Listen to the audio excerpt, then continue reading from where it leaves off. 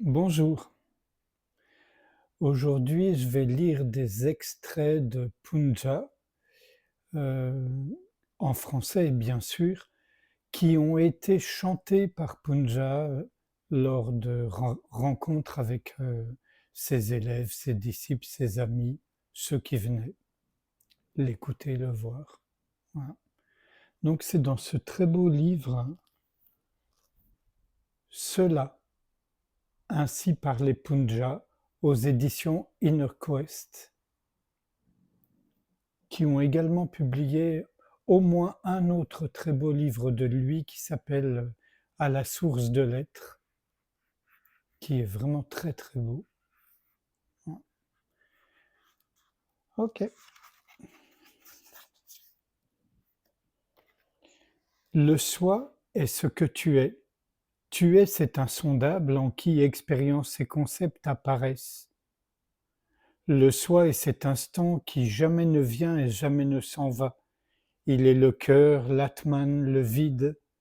Il se brille à lui-même, de lui-même, en lui-même.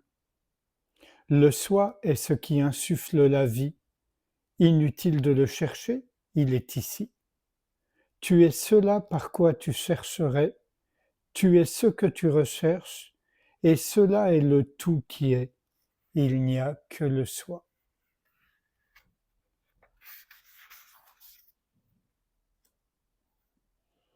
Demeure en paix, indifférent à tes pensées et sans faire d'efforts.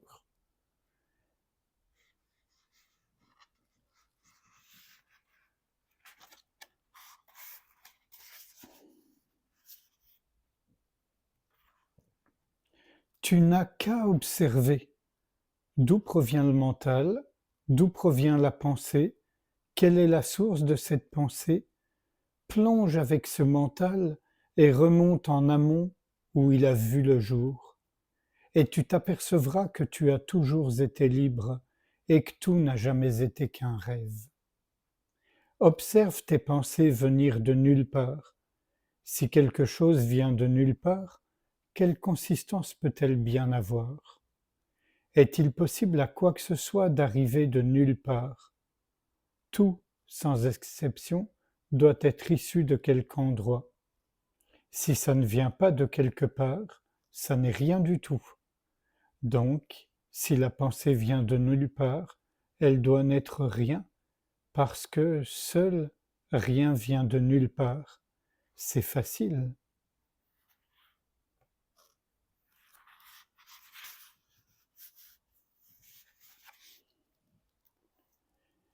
La technique qui permet de retourner à ta source est fort simple. Les attachements du dehors ne permettent pas l'immobilité et la méditation. Évite donc un temps tout attachement extérieur, comme tu fais lorsque tu dors d'un sommeil réparateur et passes une nuit très paisible. Exerce-toi dans la journée. Dès l'instant où tu oublieras tous les attachements extérieurs, adviendra la saveur d'un amour et d'un bonheur ineffables. Puis peu à peu, tu cesseras de regarder dehors, jusqu'à ce que dehors et dedans soient pareils, ce qui entraîne leur disparition. Ne fais aucun effort, ne pense même pas, et tu connaîtras qui tu es. Ne songe pas plus au passé qu'à l'avenir, et tu découvriras alors ce que tu n'as jamais trouvé. Mais rares sont ceux qui font ça. La plupart, au contraire, gaspillent leurs existences dans des pratiques qui ne font que gonfler leur ego. Ils se vantent des mille et une façons dont ils honorent le divin. Contente-toi donc de rester en paix en deçà de tout effort, et tu connaîtras qui tu es.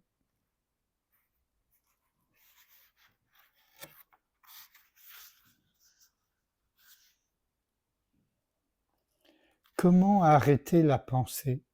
En étant. Dès que tu penses, tu es un objet, une personne, un corps ou n'importe quelle autre idée, mais en étant, plus rien n'existe. Simplement être. Et cet être est déjà ici. Tu es constamment être.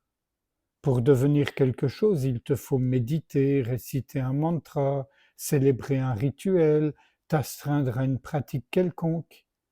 Être, sans rien de plus, est simple.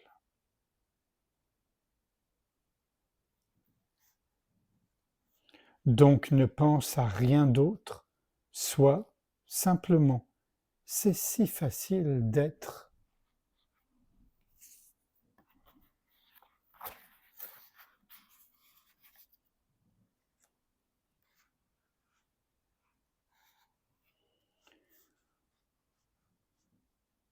Tout ce que tu fais vise à immobiliser ton mental afin d'atteindre le bonheur. Et pourtant, quoi que tu fasses dérange ton mental parce que faire est le mental, c'est un piège. Quel que soit ton objectif, accéder au samadhi ou connaître la félicité, toute démarche de ta part dissimule le diamant avec la suffisance de celui qui croit qu'il fait.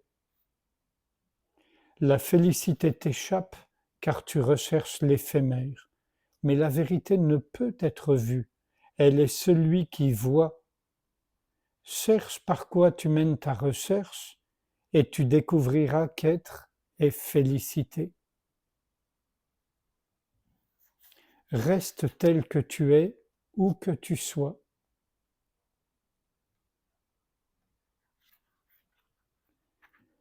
Et un tout dernier extrait.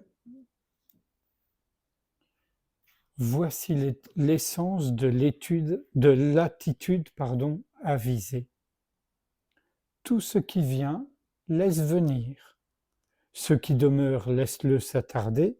Ce qui s'en va, laisse partir. Reste toujours en paix et adore le soi sans cesse. Telle est l'essence d'une vie sensée dans l'apparence de ce monde. Au cours de toutes tes activités, n'oublie jamais que tu es le soi. Mener une vie heureuse et magnifique consiste à accepter sans restriction tout ce qui se présente et à ne pas se tracasser pour ce qui n'advient pas.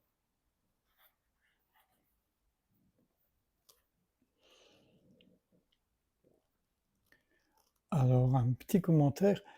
Euh, Pendant quelque temps, je connaissais beaucoup de gens qui allaient voir Punja, l'écouter, certains étaient ses disciples. Et son message est tellement simple et radical que parfois, il passait à côté parce qu'il s'adressait à des gens qui se prenaient complètement pour pour la personne. Et donc, quand il leur disait tu es déjà le soi, tu es déjà libre, ils pensaient qu'il disait que leur ego, leur personne était déjà le soi, était déjà libre. Alors oui, on peut considérer que moi je fais partie du soi, mais il n'est pas le soi. Il en est une émanation, un reflet totalement déformé. Voilà. Mais sinon, vraiment, l'essence même de ce que dit Punja est absolument magnifique à mes yeux, d'une simplicité radicale et incontestable. Sans réfléchir à ce qui vient d'être lu et dit, si vous le voulez, nous pouvons passer un moment ensemble en silence, sans rien faire d'autre qu'être en paix, immobile, tranquille, à ne rien chercher, juste être.